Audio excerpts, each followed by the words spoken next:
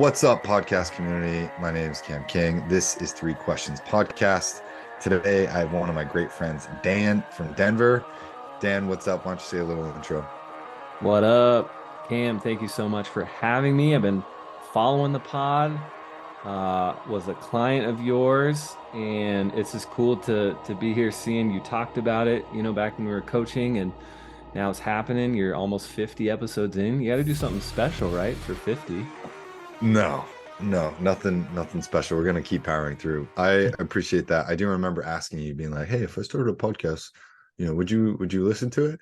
And I hate asking clients for feedback that way, but you and I had been working together for so long at that point that it felt very natural. So um we've both met not even when we lived in Colorado together. I think I had already moved past that point. So it's very funny when I came back and we had breakfast real quick after that really intense workout with your fiance. Hmm. That was a good time. So when's the wedding? I meant to ask. Wedding next September, not this September, but whole year out. We got a lot of planning to do, so It'll go it's by fast, I'm sure. it's already begun. Yeah. Oh my But God. yeah.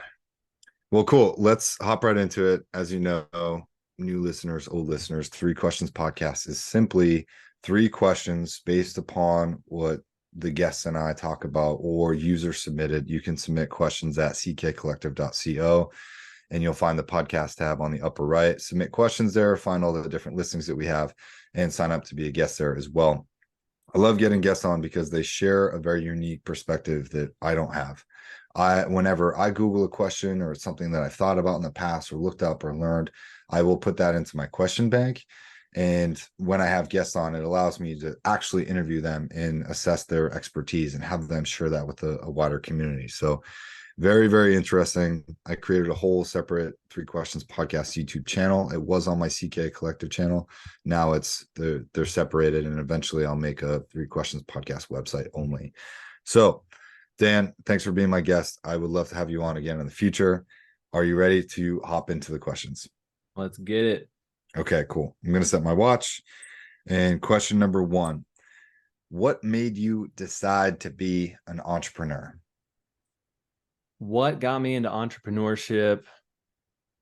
I think it's always been a part of me since I was a kid. That sounds corny probably, but um I just didn't know it until I kind of became an adult. So when I was a kid, I was really into video, creating videos when YouTube was first a thing back in whenever it was 2000, early 2010s, is when I really was like, I started seeing people like Smosh and like, I don't know if you know Smosh, like sketch comedy, stuff like that out there.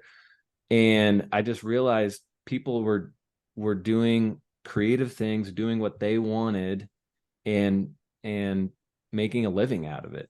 So I think that's always been inside of me in some capacity. I just didn't know how to make it happen. So as I got older, after I graduated college, and figured out, oh, like a degree doesn't guarantee that you get a job or that get the experience you need. You got to go and find it sometimes. So I did end up getting a full-time job at some point after I moved out here and to Denver. That was in 2017. And after a while, it was just like, not for me. I went to um, just experimenting with doing stuff for free for people, um, and just having fun with it too, learning on the fly, and that's really how I got into it. So I I knew from, like I said, from a young age that um it was kind of built into me, and as I grew older, I was able to express that a lot more in professional settings with other businesses, with I kind of dove into certain niches, like I'm currently working in the real estate niche here in Denver, which is just popping. Um, and yeah, after a while, it just um, you start learning about kind of where your place is, the more and more you do that thing over and over. It took me a while to, I still sometimes think like, oh, I could be doing something a little differently, and that's okay, like, um, so yeah, I guess just after however long I've been doing it, like 6 years, I think. Um, I've been doing video production for businesses, for real estate agents, for coaches like yourself. And after a while, yeah, just kind of figured that was the that was the thing. And I've been able to hone in on it and continue growing it to a point um where it's I feel a lot more established now in Denver specifically. And yeah, it's just really cool to see the growth of going from doing stuff for free at like $250 a video to selling, $1 to $5,000 projects. So yeah, I think it's something, back to the beginning of your question, is something that started, it was already in me in some capacity, and I've just learned to um figure out how to make it work for me. Well, I think that's really bold. I think every entrepreneur has always had a really uh scratch part of them to just go off and break it off into their own, especially when they're working for somebody that they don't really like or respect, or you kind of get this thing to say, I can I can do this better. I can do this on my own, or I don't have to take this, right? And I think that when you understand that the sky's the limit, that's when people really start to take off. So good on you. I know you're doing big things, and we got rid of that nice guy syndrome for a long time, and now you're out there chomping at the bit, which is good to see. So I'm trying. yeah, Still in here. He's still in here a little bit. I'm still working on it, but yeah. which might be a good So, segue to the might next. be might be a good segue for sure. So I'll ask you this question number two is the biggest challenge you've faced both personally and professionally. Yeah, I think this is something I've been working on a lot recently, is consistency and execution. And this is stuff you and I worked on back in the day. Um, just getting one, doing what you have to do every single day, and realizing that I can't just do a few things in a short period of time and go, go, go. I have to do a lot of things over a long period of time, that's at a pace that's sustainable, and just have that mindset that not everything's going to happen and when you want it to, like you just have to commit to the thing, do the thing for as long as you need to do that thing. And sometimes you might not see the results for a while. Um, but you're smiling because you're like, yes, Dan.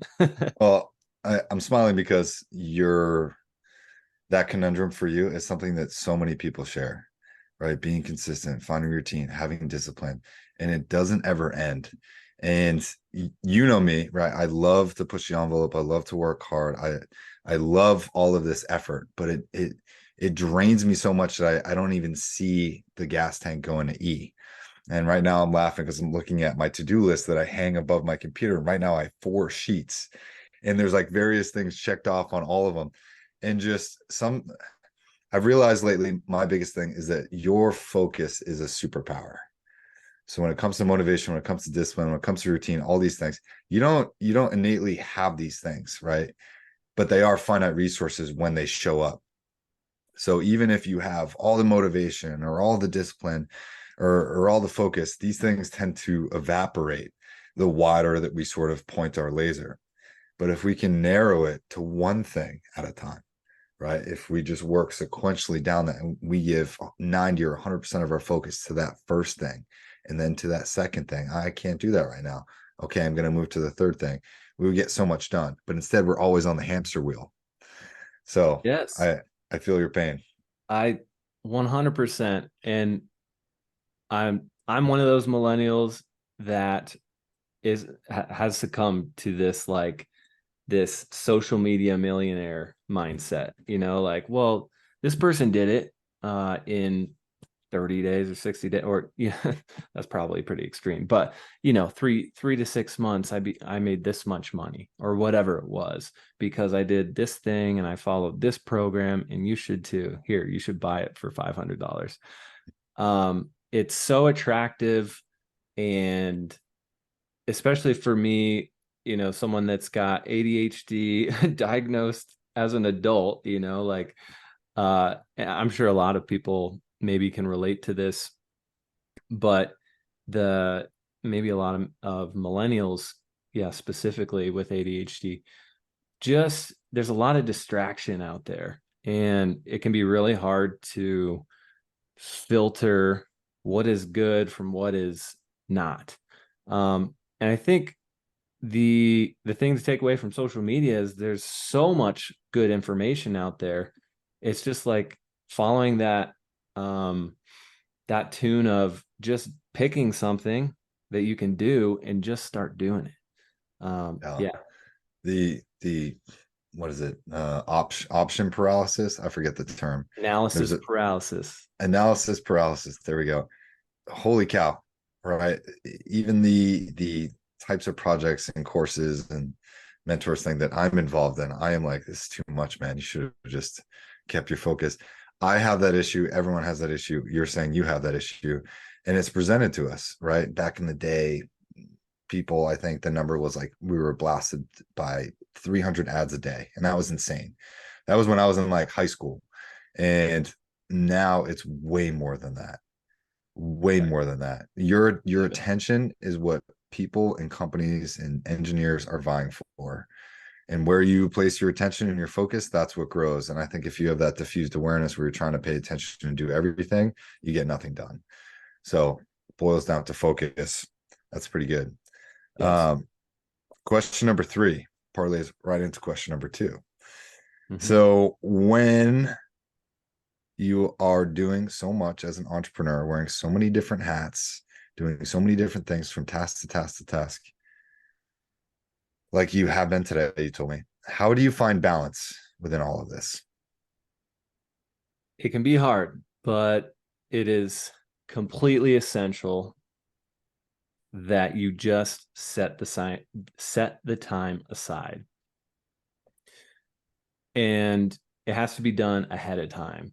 Like, there was a couple weeks ago, uh I missed a scheduling I had a scheduling error when I was trying to um me and Maddie are doing therapy right now. So, and it's been awesome. And if we miss a week, we can really kind of feel it between us. We're getting married in a year, so we got some work to do. And so I just didn't, for whatever reason, I didn't have it written down. She did. And so, like, the day or two before, I'm trying to frantically move things around with some clients, trying to figure out with the therapist if we can move it back or front. And I was just like, oh my God, I can't do this. Like, it was just it sucked so much out of me mentally to have to deal with. Maddie was upset with me. I'm letting down some clients if I'm moving things around. I let down the therapist who, we scheduled this out like 2 weeks ago, and now I'm trying to move something around the week of. So I think how I do it is I've had to be really diligent about this. Um, not in that instance, but is schedule things the moment that you're going to have to schedule something.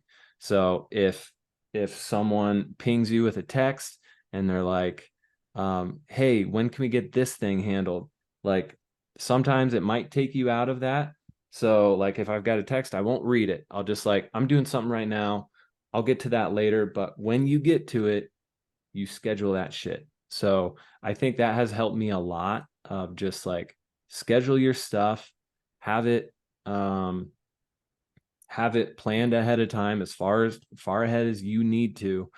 And everything else will fall into place. You know, people will work around the schedule that you set for yourself. That's another part that I love about being an entrepreneur, is setting my own schedule. Once it's set, you know, that's how it's built. It's built based on what I want it to be. Totally. I couldn't agree with you more. I think you teach people how to treat you with how you treat yourself. And this is where balance comes in, because balance for me doesn't necessarily mean working so hard and then going out and getting hammered tomorrow, and Sunday I'll find some sort of balance amidst my hangover. That's not balance for me anymore. And I didn't have this concept in my 20s when I was doing that stuff. However, the biggest thing I've learned over the past couple of years is I find balance when I've stopped people pleasing. And I don't know if you want to comment on this, but for me, when I've stopped caring what other people think, and I've stopped, caring if they're emotionally perturbed, we'll say, right? Hurting someone is definitely different with your actions, and you shouldn't do that. However, people are going to be upset no matter what you do, no matter how far you go. And me overextending myself, trying to people please, I found was not bringing me any sort of balance, and was taking me off my tough. It was making me follow in the paths of others that made me even more uncomfortable and brought me more anxiety about the situation, because I was getting further away from my goals or my mission or my purpose or my to-do for that day. So I don't know if you want to talk about that, how maybe that's impacted your life as well. 100%. That was something I also struggled with back when we were coaching. And I think that was something you definitely helped me get through, was you got to think of yourself first.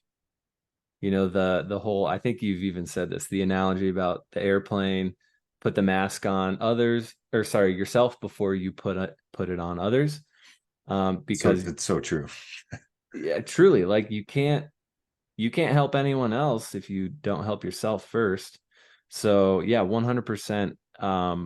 I've started to focus on me as much as I can, and my development, my purpose. And the more I'm able to start figuring those things out, the easier it is to find the balance and give myself more to Maddie, to my friends, to, you know, what life is all about, like having fun and experiencing things. So yeah, definitely people pleasing, throw it aside until you can take care of yourself, I would say. Yeah, dude, it's who's the new coach of the Buffs out there in Boulder now? Oh my God, I'm spacing his name. Zero idea. I don't Uh, watch sport ball. God dang. He's Except soccer. super famous, and I just thought of his name and I just had a brain fart. But he just put out a speech about how other people are judging him and how he takes care of his players and how they're doing well. And he's like, why would I give a darn about you, what you think of me? You ain't me. You've never done what I've done. You've never, he's like, your opinion of me doesn't matter. It's a moot point. And I'm paraphrasing and I'm butchering it, but it's such a great speech. And he just says darn over and over and over again. I forget. He's super famous. He was on ESPN for the longest time. But Amazing. anyway, I'm gonna put that speech out. I'll send it to you. And there's so many good points from our coaching, and it's so amazing to see you just take off, and you're crushing business now, and you're getting married, and you're making all of these leaps and bounds from when I first met you, which is what I love to see. Like it's amazing. So why don't you tell people what it is that you're doing now, how to best reach you, and anything else you want to say? Oh yeah. Well, thanks Cam for having me on, dude. This has been really good. Yeah, what I'm doing right now, a lot of shit, honestly. All over the place. I so primarily I've been involved in my real estate media business, Just Pended Denver. If you're a real estate agent and you need listing photos, videos, and of course branded video content for your social media channel, we do that. And then aside, if you're not an agent, if you're a business owner, if you're a creator, if you're an influencer and someone that's looking to grow their social media channel, get more leads and business through social media, I create video content for you to help you grow and get out there. So yeah, that is kind of the main thing that I do. My Instagram channel is the Dan McVey. So it's the period Dan period McVey, McVey. And that's where I'll post a majority of my work. And yeah, so that's kind of the stuff I'm working on. Dan, thanks for hopping on, man. I remember you talking about wanting to do your creative projects as well. And I have seen a few of those on your social media and they're hilarious. So very good to see you exercising that muscle. And I hope you continue to grow and experience success. And best of luck to you out there. I hope we get to cross paths again soon. I'll let you know if I ever make it out that way. I was out that way a couple weeks ago, but it was very, very packed wedding out in Aspen. And we drove like right back to the airport. So, Damn. so sorry I miss you, man. But I know we'll catch up. I know we'll stay in touch. And send me your bio, any information you want to go on the bottom of the podcast. And we'll see everybody else in episode 49. Thanks for listening. 3 Questions Podcast can be found on ckcollective.co and on Instagram @_3 Questions Podcast. And on TikTok, I think it's just @3 Questions Podcast. It might also be @_3 Questions Podcast. I just made that earlier today. So I'll follow up about it. I'll post all the links down below and see you guys in the next one.